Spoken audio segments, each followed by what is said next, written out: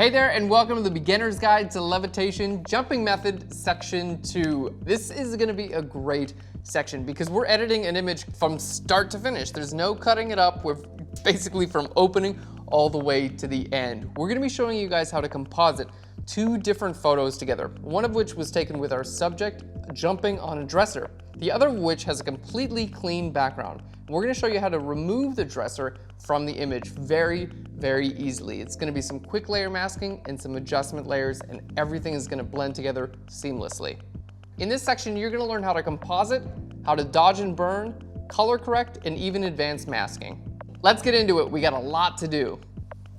Hey there, and welcome back to this tutorial. This is section 2, and we're gonna be completing from start to finish this image here on our left. And I'm really excited about this for a couple of reasons. First, because it's it's a really cool image, but also because it's gonna show you guys really how simple levitation photography can be if you take all the necessary steps and make sure you take all the photos that you need to take. So if you haven't watched the photography section of this pro tutorial, I would highly recommend doing it because it's very informative and it'll give you a really good idea of everything you need to do on the photography side of things. So the basic idea when you're going to be doing this type of levitation photo is to capture a couple different photos. Basically, you want a photo of your background without anything in it, and then you want a photo of your subject, preferably in the exact same place, and again, preferably with the exact same lighting as well. Now, in this case, the lighting does change a little bit, but we can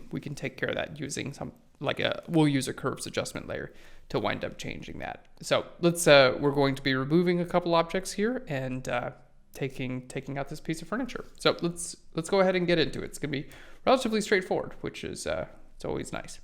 Okay, now just to be able to see what I'm doing, I'm gonna grab an adjustment layer and we're gonna go to curves. We're gonna just click right here in the middle and grab this and bring it up a little bit. Now this isn't gonna wind up being visible in the final image. It's not going to be this light. However, this is gonna really help me see what I'm actually doing because it is a pretty dark image. Okay, so our first step here, we need to just figure out, here's our layer with our subject on it. We're gonna just put a layer mask right here on this layer. And in this case, because our subject isn't touching the piece of furniture, she's not, actually touching the table, there's no shadow interaction or anything like that, it's gonna be a very easy job to mask this out. So what we're gonna do is click on our layer mask and just paint black with our regular paintbrush. And I'm just gonna paint right over here where our table is. And you can see it lines up very nicely. The exposure is slightly different, which is, that happens sometimes, but that's not a huge deal. Let's go ahead and zoom out here a little bit. The exposure is different. So what we're gonna wind up doing is blending these together with like a curves adjustment layer. There we go. And you can see I'm using a very large soft edge brush here to kind of help those blend together just a little bit better. I painted away her shadow a little bit, so I'll just paint that back. There we go. Let's paint this away too. Paint back some information up there. And all this is just with the layer mask, going very simply here. Okay, let's just turn this off and on. Okay, so any other areas, like if I want some of the reflection there from the wall to be visible, we can do that. All right, whoops, made them both invisible. Just want to make sure that all the areas are covered. Now, if you're curious on if you missed any areas, you can hold down Alt or Option and click on your layer mask, and then you can see, any areas where you might have missed, like up here, and looks like down here we missed some areas down there as well. These areas I'm okay with this photo actually showing through because I liked it was a little bit darker. All right, that looks pretty good. Let's hold Alt or Option and click on the layer mask again. Okay, now we can see that our exposures are just a little bit different. So what we're going to be doing, we have our curves adjustment layer. I'm going to keep this visible because I want to be able to actually see what I'm doing. We're going to grab our background layer, which is right here, and it needs to be a little bit darker to match. You can see it's dark and then it goes to light. It doesn't make a lot of sense. So what we're going to do is I'm going to grab an adjustment layer. We're going to go down to curves, okay? And then I'm going to clip this adjustment layer to this background layer. and it's going to make sure that this adjustment layer only affects the background. So let's right click here, and I'm going to go to create clipping mask. Okay, now that it's a clipping mask, I can do whatever I want to this curves adjustment layer, and it's only going to affect the background image. So let's just click and drag this down just a little bit. There we go, until we can see. Let's just zoom in so you can really get a good sense of what that actually does here. It's just darkening that image down a little bit, which really helps it to blend in. And the great way about this technique is it's very easy to see, right? You can see exactly how far it needs to go. So there we go. That looks pretty good. And it doesn't have to be absolutely perfect, but you want to get it pretty good there. Okay, next thing we're going to do, let's go ahead and crop this a little bit in as well. You can see we've got a little bit of a border around here, and that forms whenever you do, when you align a couple of different images, it just shifts them slightly. So we're going to hit C for the crop tool, and we're going to crop this in just a little bit, take some information from the top and the right and the left and the bottom as well. There we go. And let's hit that check button. The only thing I would recommend making sure whenever you're using the crop tool is to keep this delete crop pixels, keep that unchecked. It's going to make sure that if you need that information back, you can get it back. If it's checked, it's gone for good. No luck. All right, let's go ahead and hit that checkbox, and we're looking great. So as far as levitation goes, this is most of our effect already. She's far up in the air, and things are looking really good. So we're going to continue working on the image, but you can see how simple it really is, especially if you take the photos in the right way. Basically, having the subject as little interaction with the background as possible. It can be very, very easy to do this.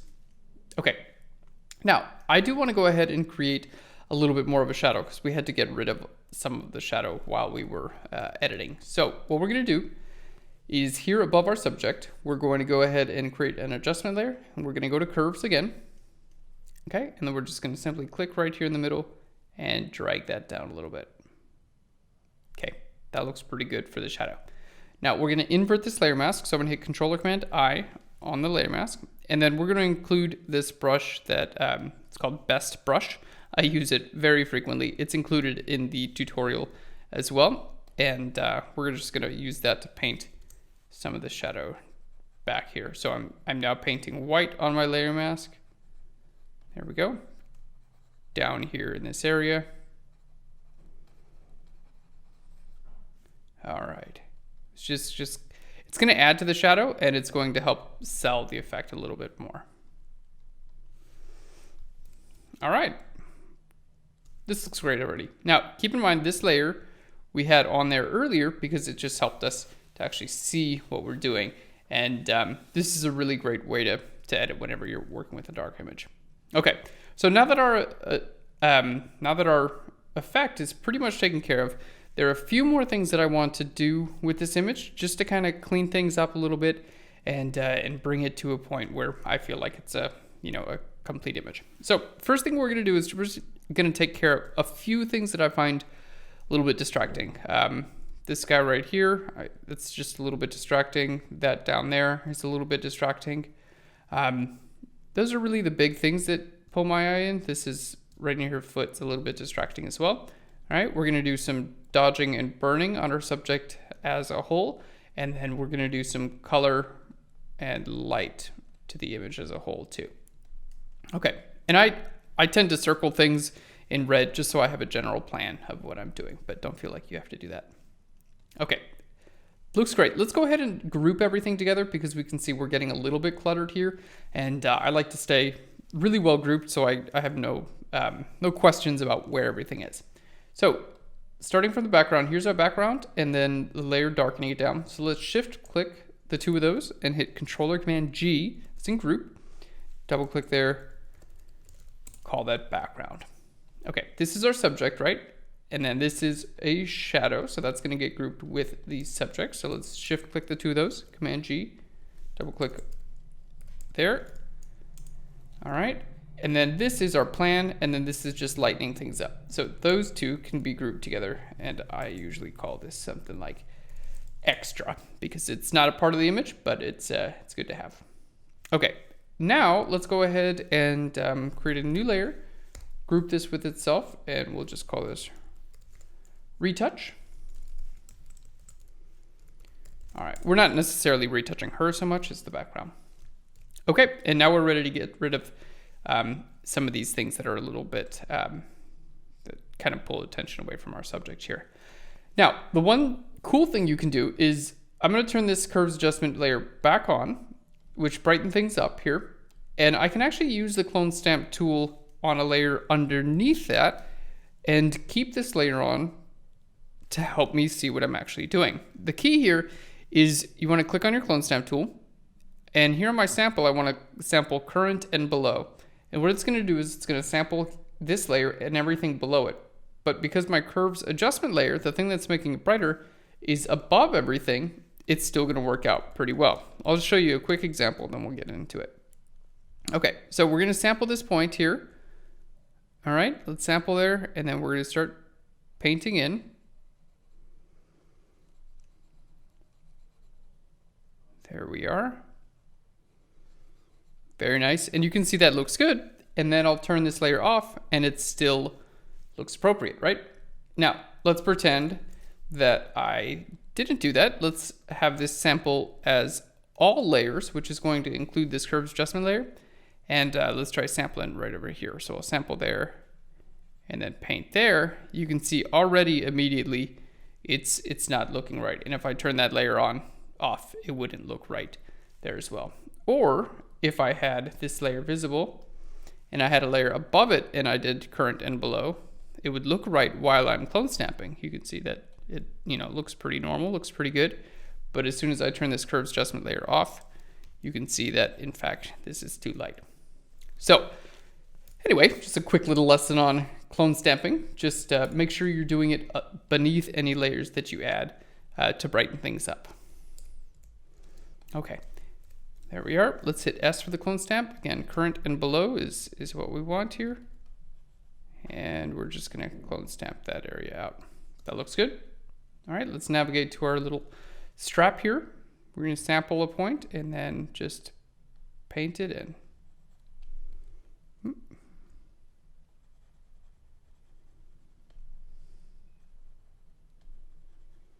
There we go. And it's a pretty dark area with relatively low detail, so it's, you don't have to be 100%, you can be a little off here, and honestly, I can't even tell. But areas that, on someone's face, you want to spend a lot of time and make sure your clone stamping is perfect. In a dark little corner like that, it's usually not as big of a deal. Okay. Now, here's one last tip for using the clone stamp tool. If you'd like to see a little preview, let me sample this dress here so you can get a good idea of what this looks like. If I sample this dress and start painting over here, you can see I've got a little preview of what I'm about to clone stamp, so I can figure out exactly where it's going to look good, right? Well, you want to make sure that if you want to see that preview, go to Window and then down here to Clone Source. And if you have this show overlay checked, it's going to show you a little sample of what you're going to actually paint. As long as it's unchecked, you won't see that. So show overlay, it's going to give you a little sample. There we go. And you can see where it is. Let's close that out. That really helps when you're trying to align something like this area. Like I want to get rid of this thing, remember, because it's one of the things I circled. But it's I need to make sure this line continues. So I'm going to hold Alt or Option, sample this point, go right up there, and then we're going to start painting right up there. All right, and so you can see how easy that was for me to make sure that line continued on. It's super simple. All right, there we go. So you can see little clone stamping. You know what? Let's take care of this area here on the floor as well. It looks like someone had a little spill. All right. There we go. That's pretty good. That's pretty good. And you can get really nitpicky and, spend all day playing around the clone stamp tool. But you probably have better things to do. Okay, that's looking really good. So let's go ahead and we're going to turn this extras group off. Now we've got our retouch, just got rid of a couple things. In this same retouch group, we're going to go ahead and do some dodging and burning. And I am going to be dodging and burning with a soft light layer. So we've got a new layer. I'm going to change it from normal down here to soft light. Now, there are a lot of ways to dodge and burn. If you'd like to learn more ways, just go to phlearn.com. In the search bar, type in dodge and burn. There are a lot of ways to do it, and we've taught just about all of them. This is the most simple method, and I think it's one of my favorites. So soft light layer, we're gonna use our brush tool, okay? We're gonna hit D for the default colors, which are gonna be black and white. Now you can hit X to switch back and forth. So D for default, X to switch back and forth. And basically what I wanna do is I wanna choose my opacity at 100%, and I want my flow to be really low, something like 10. So I'm gonna hit Shift 1, and my flow is gonna be to go down to 10%. So now, whenever I paint with a nice soft edge brush, we're gonna paint on the fabric. I'm gonna paint white right here on this fabric, and it's gonna just lighten up wherever I paint. There we go. The key here is also to try to keep your brush size about the size of the wrinkle or fabric or other area that you'd like to dodge or burn. All right, and I find that fabric like this, like the dress, really does a good job with dodging and burning. Dodging and burning tends to look really nice on this sort of thing. So right now, all I'm doing is painting white. You can see there it is. And I'm focusing on the lighter areas, which is just lightening them up a little bit. If you paint too far, or you get an area that you didn't mean to paint, just hit E for the eraser tool and just erase it right away. Very simple. But this is just going to do a really great job at adding a little bit more detail and giving the viewer's eye a little bit something more interesting to look at here. So right now we're painting with white over the highlights, and in just a minute I'm going to paint with black over the shadows.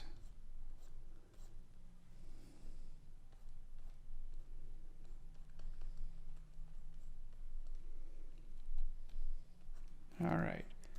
And again, you want to keep your brush size about the same size as the area you're painting. So I'm going to paint this here now. Okay, so let's make our brush nice and small.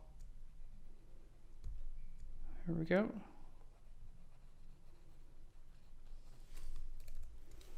All right, let's look at that before and the after. You can see how that just like, it brings the fabric to life a little bit more, huh? All right, now we're gonna paint with black. So same layer, B for the brush tool, and then I'm gonna hit X.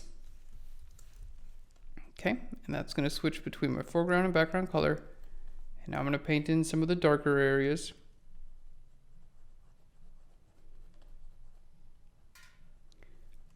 So what dodging and burning essentially does is it increases the contrast between light and dark areas.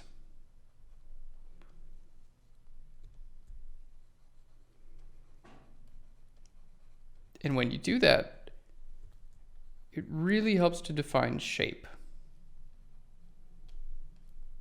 Not always super important, but when you have something like this, like look at that dress. Really nice.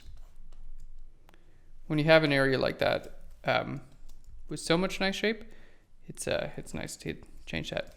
All right, now we're gonna get rid of, we used these little pasties to cover up our subject's nipples. So we're just going to get rid of the little outline right there. I'm gonna hit J for our healing brush tool. I'm gonna sample this area. We're just gonna paint right over top of those. Just that little outline there. All right, just so we don't need to see any detail there. Great. Let's click this layer back visible again, and now we'll continue to dodge and burn. So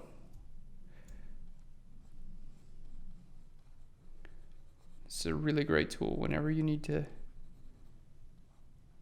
define any shapes. All right, we'll paint some black on there. Give it a little bit of ab definition. No one minds a little bit of ab definition. If someone was retouching me, I'd be like, Pour it on. Let's do it. Put that on my hot singles under 40 dating website. Photoshop professional under 40. No, I'm not in the market. But if I was, boy, would I Photoshop some abs on myself.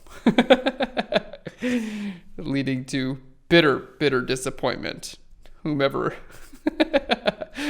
fell for my Photoshop tricks and actually decided to go on a date with me. Ha ha ha ha.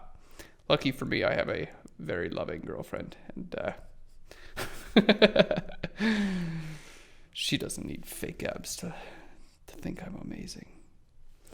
All right. I say that. She watches this, she'd be like, yeah, that'd be nice. Let's get that in real life. All right. I love making fun of myself for your enjoyment. All right.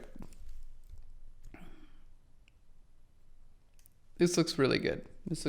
So we can see how I tend to do this with any image that we really want to help define shapes a little bit better.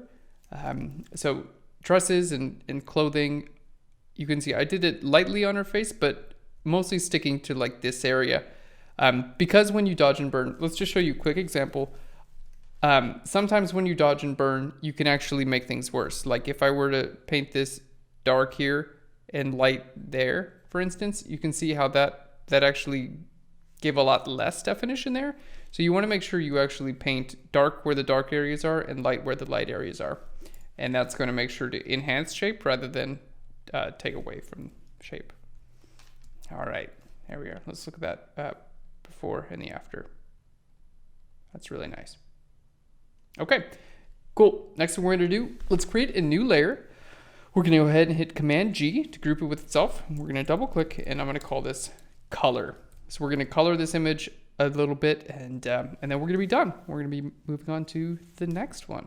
All right, in here, I'm going to create a curves adjustment layer. Our curves adjustment layer, we're going to go to RGB, which is red, green, and blue. Affects light and dark. We're going to bring this up just a bit. There we go. Now we're going to go to our red channel. I'm going to bring that up. Adds a little bit more red. The green channel, which adds a little bit more green. Okay. And then the blue channel, which takes away a little bit of the blue. All right. So the opposite of blue is yellow, by the way. So that's just adds a little bit of yellow. So essentially what I'm doing is I'm warming the image up quite a bit. All right. Now I'm going to hit Controller Command I on that layer mask. Then I'm going to choose a very large soft edge brush and just kind of paint this in right here into the center of our image. All right, that looks good. So this is pretty appropriate for the background, making the background a little bit lighter, but you can see on our subject, it's actually made her a little bit too light in some areas, especially around her shirt and her face. It's almost like it's blown out, right? So what we want to make sure we do is here on my layer mask, we can either choose to lower the opacity of that, or we can just click on the layer mask. I can use my brush tool and I can paint black. But this time I'm going to paint black. I'm going to bring my opacity down. So if I bring my opacity down to 50% by hitting 5, it's only going to allow me to paint away half of my effect. I'd have to lift my brush off and paint it away. You know what? I'm going to just give you this example because this is a pretty important concept, learning how opacity and flow work. So I just want to make sure that everyone's on board here. Okay, so if I have a layer mask on this red layer and I have an opacity and a flow of 100%, right? I paint black, it just goes away. Okay? Now, if I bring my flow down to like 20%, shift 2, if I paint over it, it takes away some of it. You can see just like that. And if I continue going over it and over it and over it, it's going to keep on taking it away. It's like, you know, it's like building up. Okay. And I haven't lifted the pen off of the tablet just yet, or the mouse off mouse pad, whatever it is. Okay, so that's how flow works. Let's bring our flow back up to 100. Let's bring our opacity down. Now opacity works like this. I'm going to paint here, and it's going to take away 50% of my visibility. But even if I go over it over and over again, you can see it's not going to go anymore. I have to lift the cursor off and then paint again. And then wherever they overlap, it'll take away another 50%. Okay? So most of the time, you actually want to use flow instead of opacity, because flow gives you a much more natural effect. You can see this doesn't really look that natural, right? You can see hard lines wherever I didn't repeat. So most of the time you want to use flow, but if you only want to take away just a little bit of an area, as is the case with the color on her face, then in that case, I'm going to use opacity. Other than that, I use flow. Hope that helped out, because it's really good to know. All right, so we're going to use an opacity of 50%. I'm going to paint this black on our subject. And I'm not lifting my paintbrush. And it's making sure that, there we go. All right, there we go.